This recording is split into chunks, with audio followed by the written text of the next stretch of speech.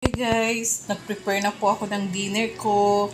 Gagawa ako ng fruit salad na eto. Gagawa tayo ng fruit salad. Tapos mayroon din po ako dito na pipino, lettuce, at saka yun kamatis. So, nag-aantay na lang po tayo sa nilagang egg. Heto na yung salad natin, fruit salad. Tapos, ito pang merienda ko. Ito, dinner ko.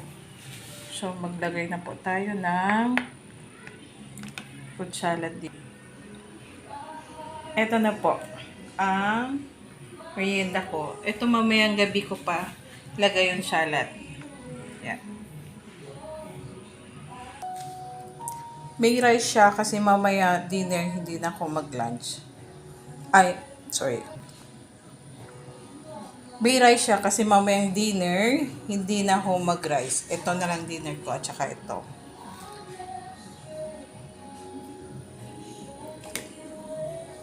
Fruit salad. Tapos naglagay din ako ng corn.